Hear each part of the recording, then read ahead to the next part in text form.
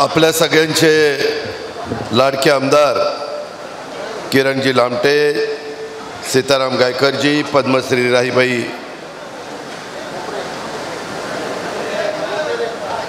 पोपेरे, कपिल पवार, संध्या सोनवणे, कैलास वागचौरे, वैशालीताई राऊत, शरदराव चौधरी, राजेंद्र गुंड, आत्ता ज्यांनी पक्षामध्ये प्रवेश केला ते भाऊसाहेब देशमुख, अभिजित देशमुख, त्यांचे सर्व सहकारी सचिन नरोडे, डॉक्टर मनोज मोरे, प्रशांत गायकवाड, अशोक देशमुख, रामनाथ वागचौरे, अर्जुनराव टिळे, सुधीर शेळके, मनोज देशमुख, अशोकराव आरोटे, विकास शेटे, शर्मिला येवले, अनिल गोडसे, सयाजीराव पोखरकर, अण्णासाहेब गोडसे, भाऊसाहेब नवले, बांदास तिकोडे, पुष्पाताई लामटे, विनायक धुमाळ, अक्षय आभाळे, बांदास डोंगरे, गोरक्ष मालुंजकर, रावसाहेब वाळुंज, उषवाताई निगडे, उज्ज्वलाताई राऊत, नीताताई आवारी, भीमाताई रोकडे, सुजाताताई भोर, बबनराव वाळुंज, प्रकाश नायकोडी, भीमाशंकर कवडे, पोपटशेठ दराडे, आरिफ शेख, तसंच उपस्थित असणारे आमचे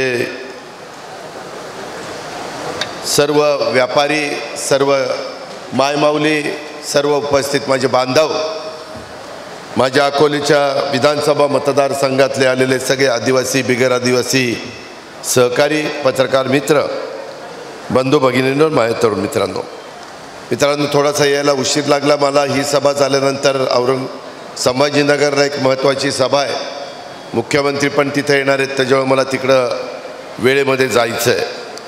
आज अतिशय उत्साहाने आपण सगळ्यांनी आम्हा लोकांचं स्वागत केलं, त्याबद्दल अकोलेकरांना मनापासून धन्यवाद देतो.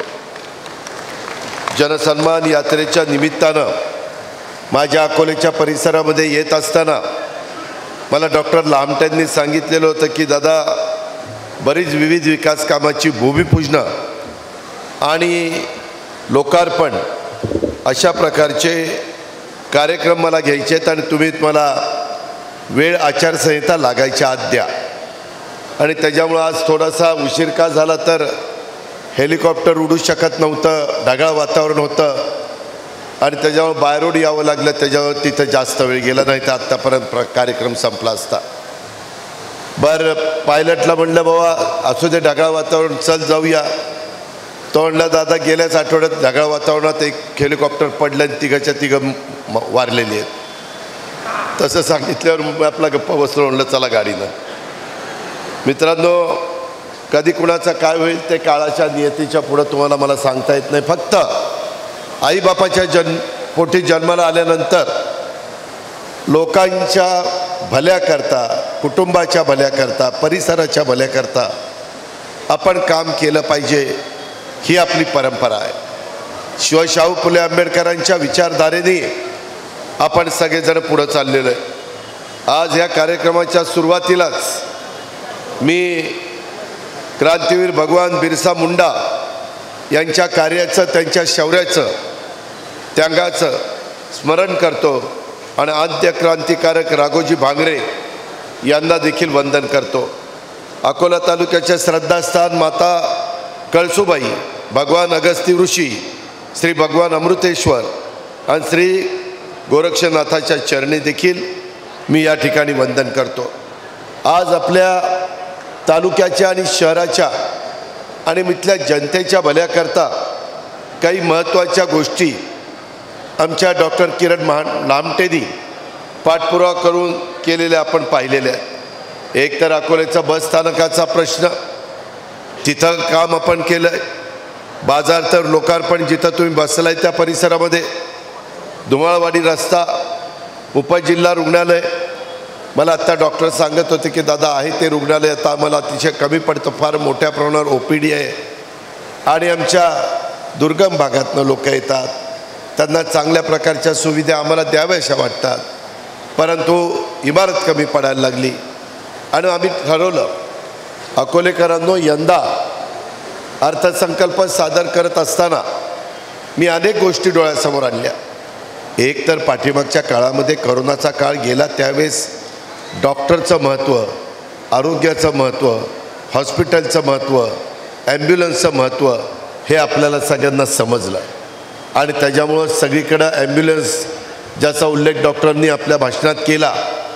अनेक ठिकाणी चांगली चांगली उपजिल्हा रुग्णालय आमच्या गोरगरिबांना मोठ्या हॉस्पिटलमध्ये जाऊन परवडत नाही. परवा एक कार्यकर्ता मला भेटला, त्याची आर्थिक परिस्थिती चांगली होती, त्याच्या घरातलं एक जण ॲडमिट होतं मुंबईला. मी त्यांना म्हणालो किंवा सगळं तुमचं व्यवस्थित झालं म्हटलं बिल किती झालं? तो म्हणला दादा 25 लाख रुपये बिल झालं. आता 25 लाख रुपये बिल सर्वसामान्य गोरगरिबांना परवडणार आहे?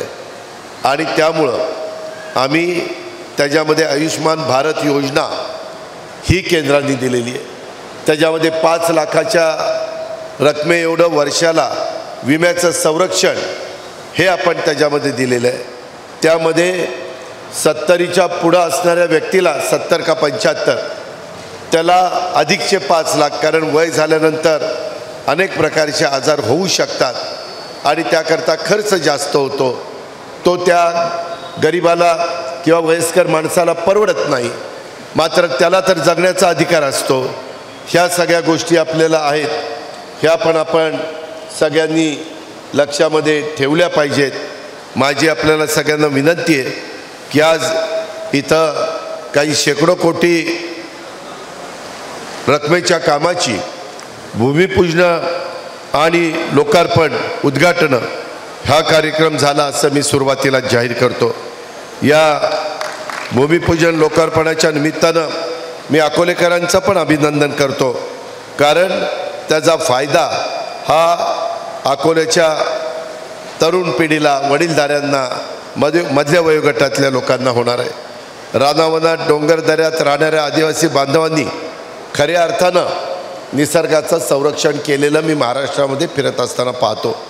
संवर्धन तर त्यांनी केलंच, परंतु आदिवासी बांधवांच्या लोककला, मी आत्ता इथं आल्यानंतर त्यांचे एक नृत्य चाललेलं होतं, पलीकडच्या बाजूला एक नृत्य चाललेलं होतं.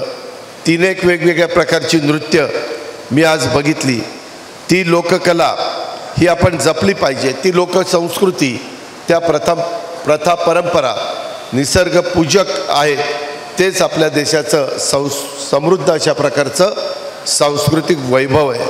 निसर्ग संवर्धनातून मानव कल्याणाचा विचार देताना देशभरात राष्ट्र उभारण्याचं काम देखील माझ्या आदिवासी बांधवांनी सातत्याने त्यांचं योगदान आहे. त्या सर्वांचा, आपल्या सर्वांचा मला अभिमान देखील आहे. आदिवासी समाजाने कधी निसर्गाच्या विरुद्ध पाऊल टाकलेलं नाही आहे आणि निसर्गाच्या नियमाप्रमाणे आदिवासी बांधव आपलं जीवन जगत असतो. आदिवासी बांधव कायम जंगलाचं रक्षण केलं आहे. निसर्गाचा समतोल राखण्याचं काम आदिवासींनी केलेलं आहे आणि त्यामुळं हेच खऱ्या अर्थानं निसर्गपुत्र आहे असं मी तरी मानतो. महाराष्ट्राच्या विकासाच्या वाटेवर नेण्यासाठी ह्या निसर्गपुत्र असणाऱ्या आदिवासी बांधवांना सोबत घ्यावंच लागेल. या संकल्पनेतनं राज्यात स्वतंत्र आदिवासी विभागाची स्थापना झाली आणि या विभागाच्या माध्यमातून आदिवासी बांधवांच्या विकासात मुख्य प्रवाहात आणण्याच्याकरता विविध कोट्यवधी रुपयाच्या योजना आम्ही आणलेल्या आहेत. त्याच्यामध्ये सतत आम्ही बसतो. आता परवाच एक गोष्ट घडली, थोडं मनाला वेदना झाल्या, परंतु तो त्यांचा हक्क होता. आमचे नरहरी झिरवाळ असतील, काही इतर आमचे सगळे आदिवासी आमदार असतील, सत्ताधारी पक्षाचे असतील, विरोधी पक्षाचे असतील, त्यांनी त्या पेसाच्या क्षेत्रामध्ये पेसामुळं रखडलेली भरती प्रक्रिया चालू करा अशी मागणी केली. मित्रांनो, अशाच प्रकारचा प्रसंग मागं सर्वसाधारण गटातल्या मुलांच्यावर आलेला होता. ह्या राज्यातल्या पेसा क्षेत्रातल्या विविध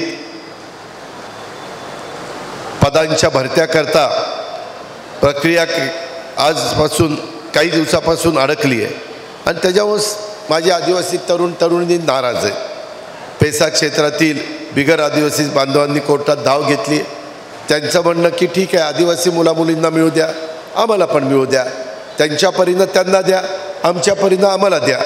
आणि ती कोर्टामध्ये असल्यामुळं पुढं काही करता येईना आणि मग आम्ही त्या दिवशी बसून तोडगा काढला की बाबा ह्याच्यातून कुठंही मानतर राखला गेला पाहिजे. न्यायालयाचा कुठंतरी आम्ही ऐकलं नाही असंही होता कामा नये. आणि त्याकरता उद्याच्याला न्यायालयाच्या निर्णयावर अवलंबून आम्ही त्याच्यामध्ये काही निर्णय घेतले. त्यामध्ये या सगळ्यांशी आम्ही चर्चा केली आणि आदिवासी आमदारांनी पण सांगितलं ठीक आहे, ह्या रस्त्याने जायला आमची हरकत नाही. आणि त्याच्यातून एक मध्यमार्ग काढायचा प्रयत्न केला. तुम्ही आता इतके जण बसलाय, माझ्याकडे राज्याचे अर्थ तिजोरीची चावी आहे. विभाग आणि नियोजन विभाग माझ्याकडे आहे. आत्ता बोलत असताना माझ्या आधी अनेकांनी प्रास्ताविक केलं. आत्ता तुमच्या सगळ्यांच्या साक्षीनं माणूस कामाचा, माणूस हक्काचा, कार्यसम्राट आमदार डॉक्टर किरण लहामटे, विकासाचा वारकरी अशा प्रकारचं एक माहिती पुस्तिका तुमच्याकरता काढलेली आहे. हे केलं, 5 वर्षात काय केलं ते दिलं आणि जनतेच्या आशीर्वादातून पुढं 5 वर्षाच्या करता आम्ही काय करणार आहे तेही सांगण्याचा प्रयत्न केला आहे. जे केलं त्याच्यात अकोलेकरांनो मला 5 वर्षामध्ये 3च वर्ष कामाची मिळाली. पहिल्या 2.5 वर्षात वर्षभर तर करोनात गेलं. नंतर आम्ही 1 वर्ष सत्तेमध्ये नव्हतो. 5 वर्षात 2 वर्ष वाया गेली. 3 वर्ष राहिली. 3 वर्षात तुमच्या या बहादर रुबाबदार डॉक्टर लहामटेंनी माझ्या मागं लागून, आमच्या मंत्र्यांच्या मागं लागून आपला कायापालट करण्याच्या करता 2500 कोटी रुपयाची कामं मंजूर करून घेतली. 2500. अकोलेकरांनो मी अति सांगत नाही, परंतु मला ती 2 वर्ष वाया नसती गेली तर आणखीन मी तुमच्याकरता कामं करू शकलो असतो, आणखीन मी तुमच्याकरता निधी देऊ शकलो असतो. कारण करोनाच्या काळामध्ये सगळं अर्थचक्र थांबलं. अकोल्याची बाजारपेठ थांबली, दुकानाला धंदा नव्हता, लॉकडाऊन होतं, काही कारखाने बंद पडले, 3 शिफ्टचे कारखाने 1 शिफ्टमध्ये आले. करायचं काय? सगळी सोंग करता येतात, पैशाचं सोंग नाही रे बाबा करता येत. मलाही कळतं गरिबाला दिलं पाहिजे, मलाही कळतं माझ्या बळीराजाला दिलं पाहिजे, मलाही कळतं माझ्या आदिवासी समाजातल्या बांधवांना भगिनींना दिलं पाहिजे. पण हे करत असताना राज्याच्या तिजोरीमध्ये वर्षभरामध्ये किती टॅक्स येतो आणि मग त्याच्यातनं पगार, पेन्शन आणि कर्ज हे जे पैसे जाऊन जे पैसे राहतात त्याच्यातनं मला विकास करावा लागतो, त्याला पैसे द्यावे लागतात. त्याच्यातून रस्ते, त्याच्यातून लाईट, त्याच्यातून पाणी, त्याच्यातून बस स्थानकं, हॉस्पिटल, प्रशासकीय इमारती, पोलीस स्टेशन, तलाठी कार्यालय, किती नावं सांगू, हे सगळं करावं लागतं. आज देखील मला इथं आल्यानंतर इथं सांगण्यात आलं की दादा तुम्ही भंडारदरा निळवंडे धरण पाणी संयुक्त जल व्यवस्थापन त्याच्या संदर्भात आम्हाला निळवंडे धरण पर्यटन विकासासाठी चांगल्या पद्धतीनं नौकाविहार जलक्रीडा सुविधा द्या. बरोबर आहे. तुम्हाला माहीत नाही मायमाऊलींनो, बांधवांनो, आत्ता मी कोयनेच्या ठिकाणी तापोळ्याला दिलेले. तिथं कोयनेचं प्रचंड मोठं पाणी, लोक जातात, सुट्टीला पर्यटनाला जातात, आनंद घेतात, फॅमिलीला नेतात, मुलाबाळांना नेतात. त्याच्यातनं मी आता उजनीला मंजूर केली. त्याच्यामधनं विदर्भात मी त्या ठिकाणी असलेल्या गोसीखुर्दला मंजूर केलं. हे आता कामं सुरू झाली. आपल्यातले काही मी लोक नेईल, ते दाखवीन आणि ते आपल्या इथं रोजगार देणारंच काम आहे. त्याचं अनुकरण धरणाच्या सुरक्षिततेला कुठेही धक्का न लावता, कुठेही काही नौकाविहार करत असताना पूर्णपणे सुरक्षितता बाळगून त्याच्यामध्ये जे जॅकेट असतं त्या सगळ्या गोष्टी त्या वापरून आपण त्याबद्दल पुढं जाणार आहोत. मी तुम्हाला शब्द देतो की ह्यावेळेस तुम्ही माझं ऐकलं, परंतु 2 वर्ष आपली त्याच्यात वायात गेली, पुढं वायात जाणार नाही. केंद्रात नरेंद्र मोदी साहेबांचं सरकार आलं आहे. पहिल्या 100 दिवसात मोदी साहेबांनी करोडो रुपयाच्या योजना, आपलं पालघर जसा आपला आदिवासी भाग आहे तसा पालघरला आदिवासी भाग आहे, पालघर आदिवासी जिल्हाच आहे. त्याच्यानंतर तिथं ठाण्याचा काही भाग आदिवासी आहे. त्याच्यामध्ये पालघरच्या परिसरामध्ये वाढवण बंदर दिलेलं आहे. तुम्ही आश्चर्य कराल अकोलेकरांनो, 75,000 कोटी रुपयाचा, पाऊण लाख कोटीचा बंदर आहे. जगातल्या 10 बंदरापैकी एक आहे. 10 ते 12 लाख मुला मुलींना तिथं काम मिळणार आहे. विमानतळ आम्ही तिथं करणार आहोत. हे केलं पाहिजे. हे केल्याशिवाय गत्यंतर नाही. आज डॉक्टर लामटे माझ्या मागे लागायचे, MIDC करा, MIDC करा. आम्हाला इथं पाहिजे तेवढी जमीन नाही मिळाली. MIDCला मोठी जमीन लागती, परंतु जेवढी मिळाली त्याच्यात त्या ठिकाणी MIDC करण्याच्या बद्दलची आम्ही पावलं उचलली. पण माझी विनंती आहे, अजूनही विचार करा. आम्ही चांगला मोबदला देऊ. समृद्धी महामार्ग जात असताना अनेक म्हणले, अरे आमच्या जमिनी जातील, आम्हाला नाही द्यायचं. आम्ही 5 पट मोबदला दिला. जमिनीच्या किमतीच्या 5 पट दिला. सगळ्यांनी जमिनी दिल्या. आज तो नागपूर ते मुंबई महामार्ग जवळपास पूर्णत्वाला गेला. सोय झाली. वाहनं त्या ठिकाणी कमी वेळेमध्ये दूरवर जायला लागली. वेळेची बचत झाली, इंधनाची बचत झाली. हे करावं लागतं. हे केल्याशिवाय गत्यंतर नाही. त्याच्यामध्ये देखील पुढच्या काळामध्ये डॉक्टरशी आणि माझ्या राष्ट्रवादी काँग्रेस पक्षाच्या कैलास असेल, त्याच्यामध्ये सीतारामजी असतील, कपिल असेल, बाकीचे सगळे सहकारी असतील, त्यांची अपेक्षा आहे की हा तालुका पर्यटन तालुका करावा. इथं शहापूर शिर्डी रेल्वे मार्ग वाया अकोला तालुका करून कहता आलं तर ते केलं पाहिजे. पुणे नाशिक नवीन रेल्वे मार्ग, त्याचा एक थांबा हा आमच्या अकोला तालुक्यामध्ये हवा आहे. त्याशिवाय दळणवळणाचं काम होऊ शकत नाही. आमच्या लोकांना जायचं यायचं म्हटलं तर सोय तर पाहिजे. बरं, सगळ्यात स्वस्त जाणारं येणारं प्रवास कशातला आहे तर रेल्वेचा आहे. त्याच्यानंतर पाण्यामधला आहे. पाण्यामधनं वेळ लागतो. रेल्वेतनं आता वंदे भारत ट्रेन काही जण बसला असाल किती फास्ट जाते. आता बुलेट ट्रेन येणार आहेत. काळानुरूप आपल्याला बदललं पाहिजे. आपण बदलतोय.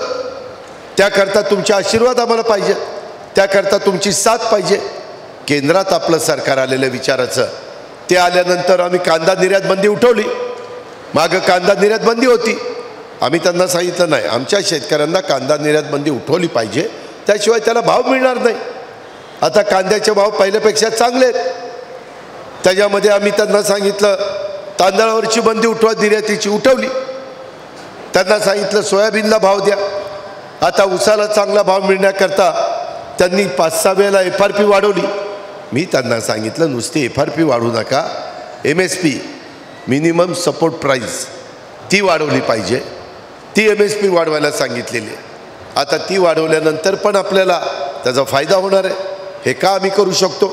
का तर तिथं नरेंद्र मोदी, अमित शहा, पियुष गोयल, नितीन गडकरी, कृषी मंत्री शिवराजसिंग चौहान कालच पोहरादेवीच्या तिथल्या कार्यक्रमाला आले होते. हे आमच्या ओळखीचे. विरोधक उद्याच्याला सांगतील ते आमचं ऐकत नाही. म्हणून विरोधकांचा विचार करू नका.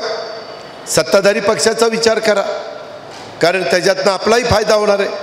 आम्ही केंद्राकडे जाऊन कमी व्याजाने पैसे आणू शकतो.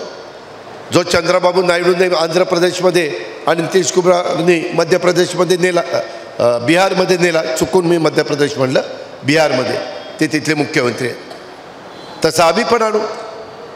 आज आम्ही जे काही अतिवृष्टी झाली, काही ठिकाणी पावसामुळे पिकं वाया गेली, त्याच्याकरता NDRF SDRFकडनं सगळ्यात जास्त निधी केंद्राकडनं आम्ही आणला.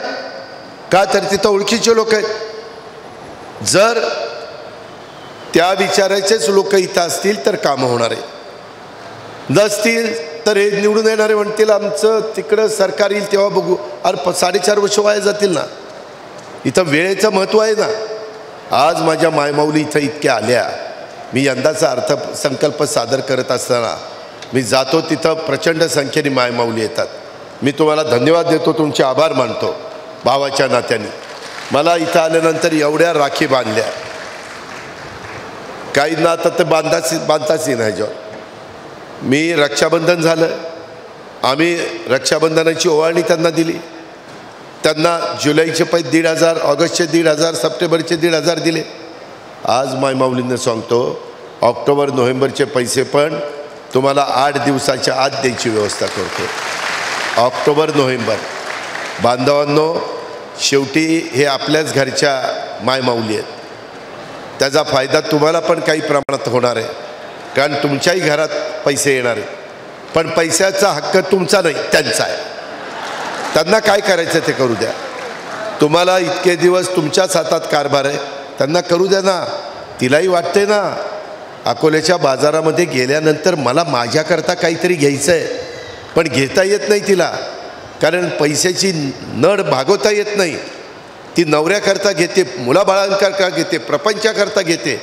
तिला वाटत नाही की मला पण काहीतरी घ्यावं. तिनं कितीदा मुरड घालायची, कितीदा मनाला सांगायचं नको पुढं घेऊ पुढं घेऊ. अरे दिवस चालले, कधी पुढं घेऊ कधी पुढं घेऊ.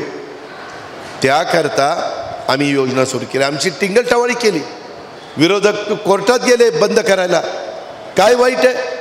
जर माझ्या गोरगरीब आणि गोरगरिबांच्या मायमाऊलींना देतोय ना, 2.5 लाखाच्या आतमध्ये उत्पन्न असणाऱ्यांना देतोय. मी आता काहींना भेटतो, माऊली लाडकी बहीण पैसे मिळाले का? वय दादा मिळाले पैसे. ते हसते, चेहऱ्यावर आनंद दिसतो, समाधान दिसतं. ते तर आम्हाला पाहिजे. रडका चेहरा बघून काय करता? सगळ्यांनी समाधानाने जगा ना. ते जगण्याच्या करता काय कमी पडते ते सांगा ना. आपण आहोत ना. आपण त्या संदर्भामध्ये आज केंद्र सरकार देखील, काल आम्ही पंतप्रधानांच्या बरोबर होतो, करोडो रुपयाच्या कामाची भूमिपूजन उद्घाटन केली. कुठं मेट्रोची कामाची उद्घाटनं, कुठं त्या ठिकाणी मराठी भाषेला अभिजात भाषेचा दर्जा दिला. फार मोठं काम आपलं झालं. वर्षानुवर्ष कुणी करत नव्हतं. आज तुमच्या माझ्या भाषेला एक मान सन्मान प्रतिष्ठा मिळाली. हे झालं नव्हतं. अनेक सरकारं आली आणि गेली, परंतु नुसतंच खोटी आश्वासनं दिली. आज माझ्या मायमाऊलींना जशी मदत केली तसं वर्षाला यांना 3 गॅस सिलेंडर आम्ही मोफत देणार आहे. मी आत्ताच माहिती मागवली. पात्र 70 लाख आहेत. अजून काही कागदपत्राची अपूर्तता राहिली.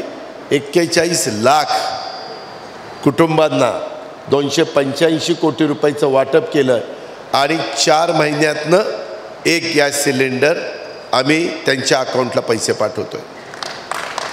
आता वर्षातनं 4-4-4 12 महिने ह्याच्यातनं त्यांचं सगळं भलं होणार आहे असं मला माझा दावा नाही आहे. पण काहींना फुलाची पाकळी. जर एखादीला 6 सिलेंडर लागत असतील वर्षाला, 3 तिच्या पैशाने घेईन, 3 आमच्या पैशाने घेईन. आमच्या म्हणजे सरकारच्या. ते आम्ही केलं आहे. ह्याच्या आधी कुणी केलं नाही. आम्ही गरिबांच्या मुली शिकत नाही आहेत कॉलेजला. आदिवासींच्या आणि मागासवर्गीय मुलींना शिक्षणाकरता सवलत आहे, फुकट शिक्षण. पण इतर पण समाज आहे ना, त्याच्यामध्ये इतर मागासवर्गीय समाज आहे, भटका समाज आहे, बहुजन समाज आहे, सर्वसाधारण समाज आहे. त्याच्यात गरिबी आहेत ना. त्यांच्या मुलींना वाटतं की माझे आईवडील गरीब म्हणून मला शिक्षण घेता येत नाही. आता तिला पण फ्री शिक्षण देण्याचा निर्णय घेतला आहे. गरिबाच्या घरातल्या मुलीला कॉलेजचं शिक्षण फ्री. काय वाईट केलं? तिला शिकायचा अधिकार नाही? आम्ही त्या ठिकाणी पुण्यश्लोक अहिल्यादेवी होळकर, रमाई माता, राजमाता जिजाऊ, क्रांतीज्योती सावित्रीबाई फुले, ताराबाई महाराणी ह्यांची नावं घेतो, ह्यांचा आदर्श डोळ्यासमोर ठेवतो. परंतु आज देखील ह्या काळामध्ये आमची गरिबाची मुलगी कॉलेजचं शिक्षण घेऊ शकत नाही. ही आमच्या शिवशाहू फुले आंबेडकरांच्या महाराष्ट्राची शोकांतिका नाही का? मग त्याच्यामध्ये 2-3 हजार कोटी गेले तरी काय वाईट आहे?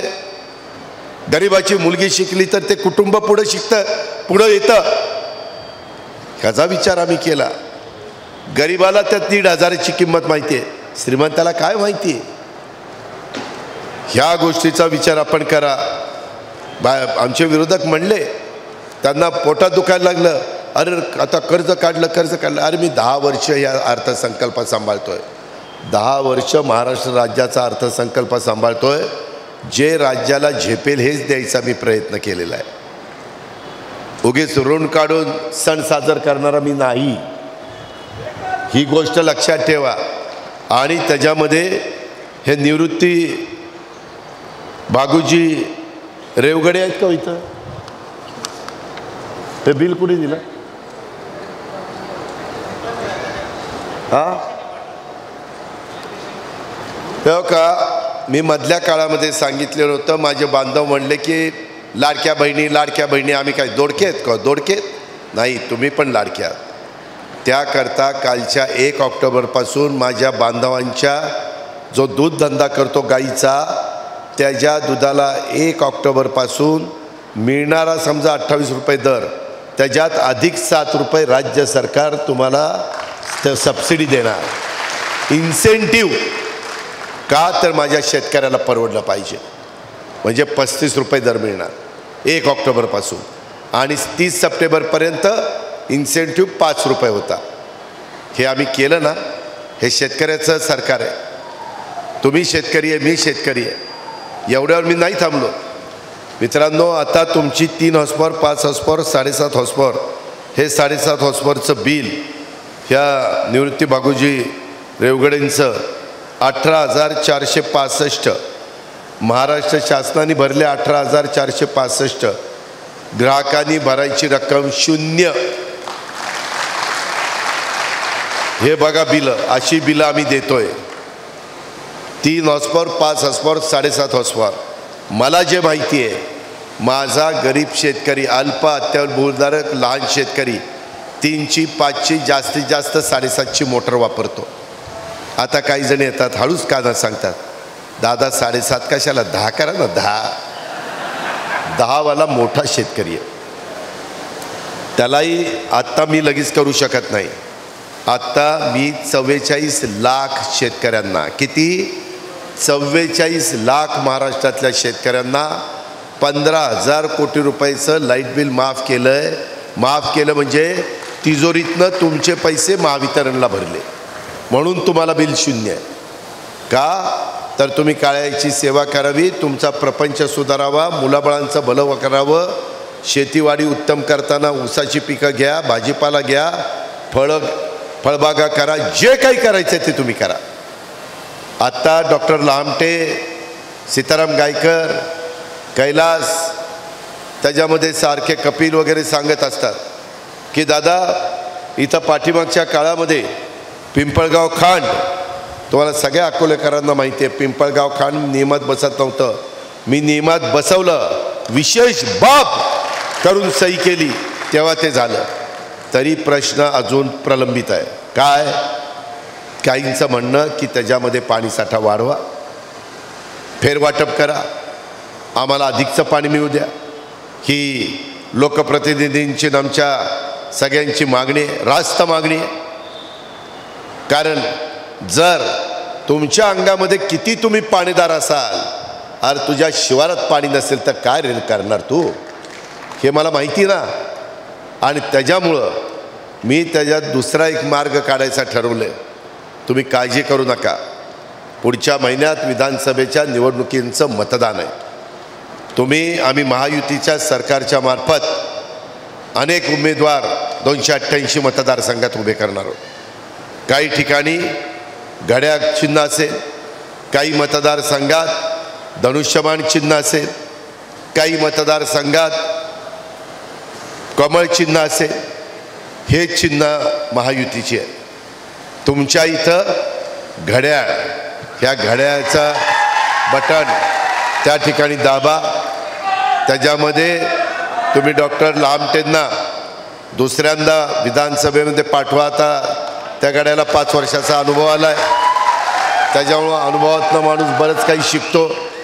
त्याच्यातून आपण हे राहिलेली कामं आणि हे काही पर्यटन, त्याच्यामध्ये पाण्याच्या संदर्भातले आपले वेगवेगळ्या प्रकारचे कार्यक्रम, हे त्या ठिकाणी नौकाविहार, जलक्रीडा, हे असे वेगवेगळे प्रकार असतील ते आपण घेऊया. आपल्याला आर्थिक सुबत्ता आली पाहिजे. मी मगाशी सांगितलं, महिलांना आम्ही वर्षाला किती 1000 कोटी देतो माहिती आहे? माझी लाडकी बहीण योजनेत, मुख्यमंत्री माझी लाडकी बहीण योजना 46,000 कोटी रुपये देतो. 46,000 कोटी. 46,000 कोटी रुपये काय त्यांच्या घरात ते ठेवणार नाही. काही जण म्हणतात दादा अरे भावा, तुम्ही पैसे दिले, माझं ब्लड प्रेशरच्या गोळ्या मी आणू शकले, माझा आता तब्येत चांगली झाली. काही म्हणते ह्या रक्षाबंधनाला मी राखी तयार करण्याच्या करता दोरा, मणी आणि ज्या गोष्टी लागतात त्या आणल्या, कारण पहिला 3,000चा हप्ता होता, 2 महिन्याचा दिला तुम्हाला. त्या 3,000त त्या माझ्या मायमाऊलीनं 20,000 रुपयाच्या राख्या तयार करून विकल्या. 20,000 रुपये.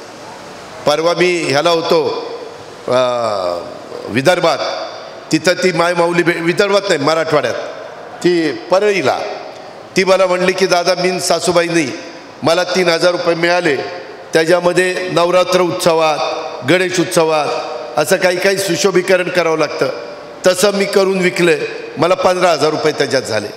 महिला पण डोकं चालवतात, काही शिलाई वगैरे मशीन वगैरे त्यांनी केलं.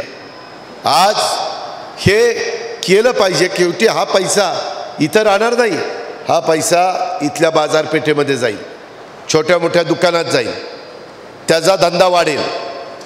हे अर्थचक्र आहे, हे विसरू नका. ह्या पद्धतीनं हे महायुती सरकार काम करत आहे.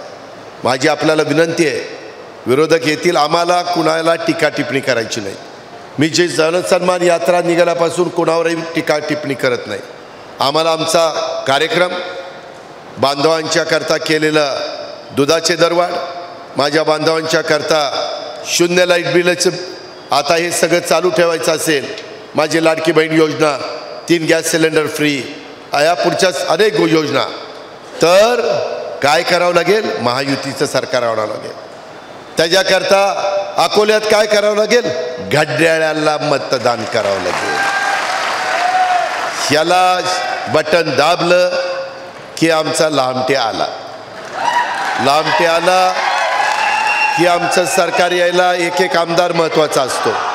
आणि मग तिथं जे काही 145च्या वर आमचे आमदार गेले की सरकार आपलं आलं.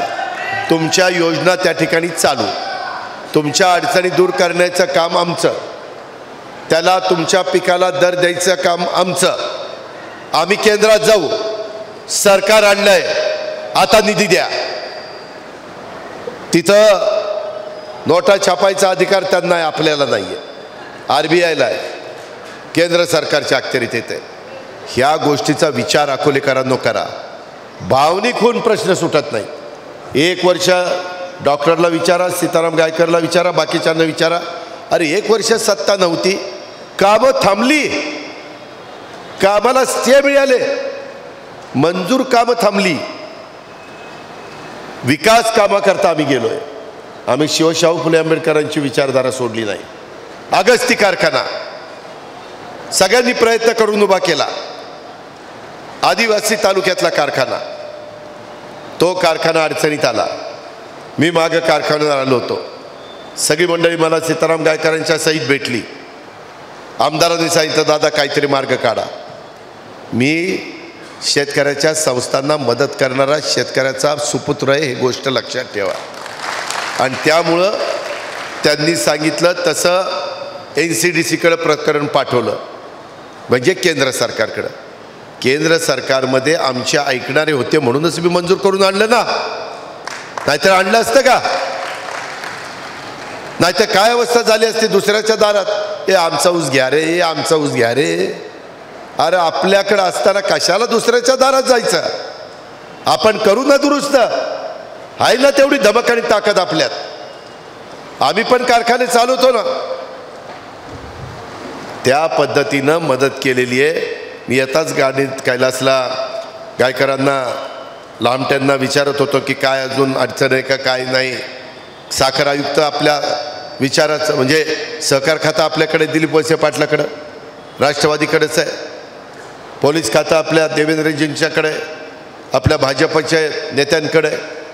अशा पद्धतीनं आमचा हा कार्यक्रम चाललेला आहे. माझी तुम्हाला सांगणं आहे, त्याच्यामध्ये काही काही जण मागची दिशाभूल केली. काय केली? मागासवर्गीयांना, आदिवासींना सांगितलं अब की बार 400 पार 400 पार. आता म्हणले घटना बदलणार, आरक्षण काढणार, संधी जाणार. अरे म्हणलं कोण सांगतंय काय, कुणी खोटं बोलतंय राव. शेवटी मला सांगावं लागलं, जोपर्यंत चंद्र आणि सूर्य आहे तोपर्यंत आरक्षण. घटनेचे शिल्पकार डॉक्टर बाबासाहेब आंबेडकरांच्या आरक्षणाला कोणी मायेचा लाल धक्का लावू शकत नाही. आज आम्ही आरक्षणाचा आदर करतोयच ना. पंतप्रधानांनी शपथ घेताना पहिल्यांदा संविधानाच्या इथं नतमस्तक झाले, मग शपथ घेतली. खोटा प्रचार केला आमच्याबद्दल, त्याची किंमत आम्हाला मोजावी लागली. 0.5% मतं कमी पडली, अर्धा. पण जागा किती गेल्या ह्याचा विचार करा ना. आता आपल्याला करोडो रुपयाचा निधी त्या बाबतीत आणायचा आहे. आम्ही गरिबांच्या करता तुम्हाला माहिती आहे बार्टी काढलं, मागासवर्गीय समाजाच्या करता. त्याच्यातनं त्या मुला मुलींना सवलती देतो.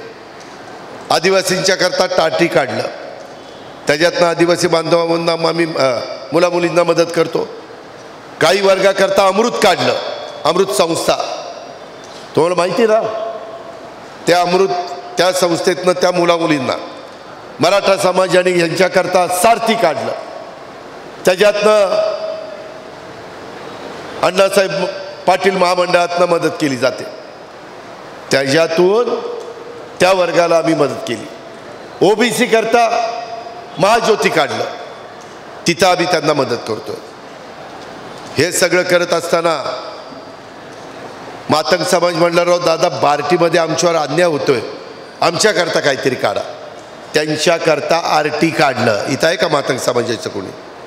आरटी काढलं की नाही? त्यांना त्याच्यातनं मदत होती. माझा मुस्लिम समाज म्हणला, दादा आम्ही अल्पसंख्याक, आमचा काय विचार आहे का नाही? आम्ही भारतात आहे, आम्ही महाराष्ट्रात आहे, आम्ही अकोल्यात आहे. त्यांच्याकरता मार्टी काढलं आणि त्याचं काम सुरू केलं. समाजातल्या सर्व जाती धर्माला भेदभाव नाही केला. ह्या योजना, ही बिलमाफी जी केली, गाईचं दूध घालणारा शेतकरी भले कुठल्याही जाती धर्माचा असू द्या, त्याचा व्यवसाय असेल त्याला 7 रुपये 1 तारखेपासून जास्तीचं मिळणार लिटरला. फक्त दूध कोरं घालायचं, गाईच्या सडातनं पिळायचं, डायरेक्ट डेअरीला घालायचं. भेसळ काय करायची नाही. कारण कुठली तरी कच्ची बच्ची मुंबईतली ते पितायत, पुण्यातली पितायत. गरीब कुणाच्या कच्च्या बच्चांना खराब दूध देण्याचा अधिकार तुमचा माझा नाही आहे. मध्ये तर मी म्हणलं जे भेसळ करतील त्याला फाशीचीच शिक्षा करा, पण ते अजून मंजूर नाही झालं. त्याच्यामध्ये आमच्या ह्या सगळ्या गोष्टी, माझ्या मायमाऊली, लाडकी बहीण, जात बघून योजना आणली. सगळ्या जाती धर्माच्या माझ्या महिला गरीब असतील त्यांना योजना. लाडके ते लेक लाडकी एक योजना आहे आमची. त्याच्यामध्ये मुलगी जन्माला आल्यानंतर जन्मल्यापासून 18 वर्षाची होईपर्यंत त्या मुलीला, जन्मापासून 18 वर्षाची होईपर्यंत 1,01,000 टप्प्याटप्प्यामध्ये आम्ही देणार. आईवडिलांनी त्यांचं बघायचं. आम्ही सरकारकडनं, ते आमची कन्या आहे, ह्या महाराष्ट्राची मुलगी आहे, सुकन्या आहे, म्हणून आपण त्या ठिकाणी देतोय. त्यांच्याकरता पिंक ई रिक्षा योजना आम्ही आणलेली आहे.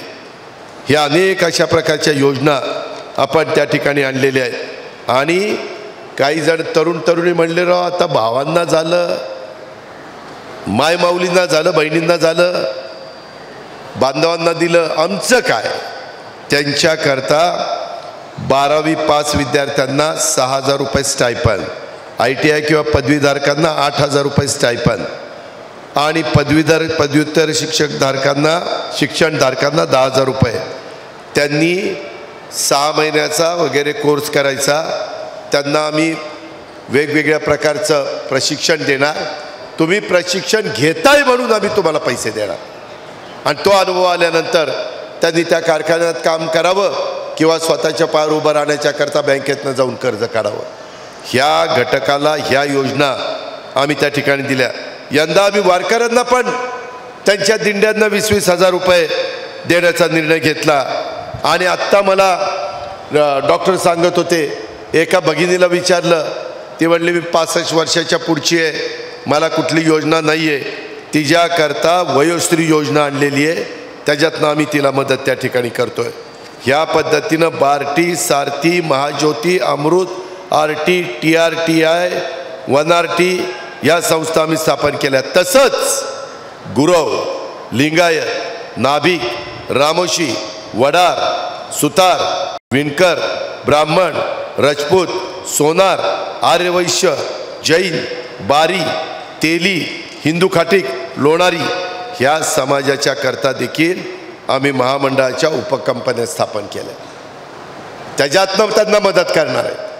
कुठलाही घटक ह्या तिथं राहता कामा नये अशा पद्धतीनं मी आपल्याला सगळ्यांना सांगितलेलं आहे. ही गोष्ट आपण लक्षामध्ये ठेवा अशी माझी आपल्याला सगळ्यांना आग्रहाची विनंती आहे. बरेच इथं प्रश्न आहेत. त्या प्रश्नाच्या संदर्भात मी अनेक गोष्टीचा इथं उल्लेख करण्याचा प्रयत्न केला. मी आपल्याला सगळ्यांना सांगतो, आपला आमदार हा हर हुन्नरी आमदार आहे. अतिशय व्यवस्थितपणे मी त्यांना तालिकेचं अध्यक्षपण केलं. तालिकेवर बसून देखील त्यांनी चांगल्या पद्धतीनं काम तिथं केलेलं आपण सगळ्यांनी बघितलेलं आहे.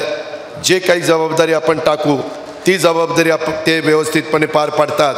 पोलीस पाटलाचं मानधन आम्ही वाढवलं, कोतवालाचं वाढवलं, आशा सेविकेचं वाढवलं, गटप्रवर्तकाचं वाढवलं, अंगणवाडी सेविकेचं वाढवलं, सरपंच उपसरपंचाचं पण दुप्पट केलं, ग्राम रोजगार सेवकाचं वाढवलं, होमगार्डचं वाढवलं, बचत गटाला पण आम्ही पूर्वी 15 लाख द्यायचो होतो, आता 30 लाख रुपये देतो.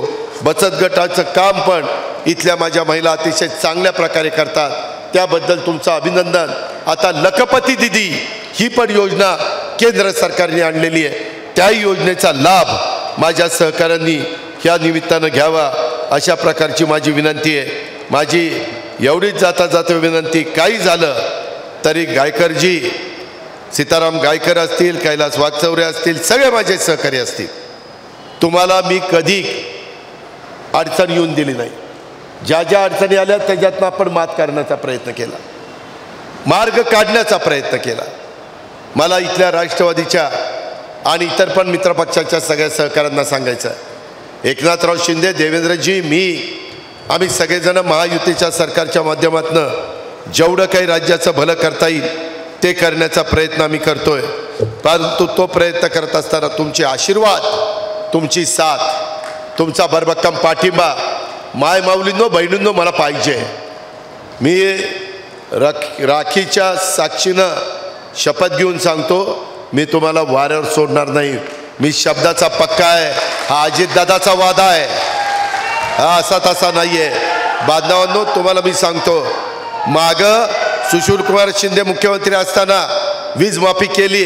गायकर तुम्हाला आठवत असेल, एक बिल दिलं 0चं, पुढं सरकार आलं विलासरावांचं, काँग्रेसचंच, आणि पुन्हा बिलं द्यायला सुरुवात केली. मी विलासरावांना म्हणलं, राव असं ठरलं होतं, जाऊ दे म्हणले, ते इलेक्शनचं होतं, आता बिल लावायचं. आम्ही 3, 5, 7.5 पुन्हा सरकार आणायला मदत करा. तो हे ताकद तुमच्या पवित्र बटन दाबण्यामध्ये आहे, ते तुम्ही करा. मी पुढं 5 वर्ष तुम्हाला 5 हॉर्सपॉवर, 3 हॉर्सपॉवर, 7.5 हॉर्सपॉवर मोफत वीज देणार. आणि मी तुमच्या गरीब महिलांना, माय माऊलींना पुढं 5 वर्ष कायमचं लाडकी बहीण योजना चालू ठेवणार. तुम्ही काळजी करू नका, तुम्ही फक्त साथ द्या. आणि हे करत असताना राज्याचा तर विकास करणारच, कारण केंद्र सरकार आपल्या पाठीशी आहे. केंद्र सरकार आपल्या पाठीशी आहे. काल मोदी साहेबांनी पण सांगितलं, आज पेपर वाचून बघा, खूप काही गोष्टी चाललेल्या आहेत. मात्र आता अजून माझी पुढची सभा होईल, ते फॉर्म भरल्यानंतर होईल, त्या सभेला मी येईल. अकोल्यामध्ये महायुतीच्या उमेदवाराला मतदान करा म्हणून सांगायला. तोपर्यंत कुठं काही कुणाचं भांड्याला भांडं लागतं, लगेच तू असं म्हटलं का, मग मी चाललो तिकडं. मग तिकडचा काय नाराज झाला, तिकडून निघतोय, चाललो इकडं. इकडं तिकडं करून प्रश्न सुटणार नाही. प्रश्न सोडवण्याची धमक आणि ताकद नेतृत्वात असावी लागते. माझी प्रशासनावर पकड आहे, कुणालाही महाराष्ट्रात विचारा, पकड आहे की नाही, अधिकारी माझं ऐकतात की नाही. आता सांगितलं चला महिलांना मध्ये बसवा, बसवलं की नाही. अरे बोलण्यात दम लागतो, दम, रग लागते, रग. त्यांना सांगितलं असतं अहो पोलीस तिथं बसवा ना. ते म्हणलं असतं चल रे कुठं बसवा. काम करून घेण्याची पण नॅक लागते आणि ती तुमच्या आशीर्वादामुळं आम्हाला 35 वर्षात आली आहे. त्याच्यातनं अजून राज्याचं शिवशाहू फुले आंबेडकरांच्या महाराष्ट्राचं आपल्याला भलं करायचं आहे. करताना सगळ्या जाती धर्माला बरोबर घेऊन जायचं आहे. अल्पसंख्याकांनो असा कुणी वाटून घेऊ नका की उद्याच्याला आम्हाला कुणी आधार देणार आहे का नाही. तुम्हाला राष्ट्रवादी काँग्रेस पक्ष आधार देणारा पक्ष आहे हे मी अल्पसंख्याक समाजाला अधिकारवाणीनं सांगतो. आपण सगळे भारतीय आहोत. 18 पगड जाती 12 बलुतेदारांना घेऊन शिवाजी महाराजांनी हिंदवी स्वराज्याची स्थापना केली होती. हे आपण कदापि विसरता कामा नये. सगळ्या जाती धर्माचे लोक त्याच्यात होते.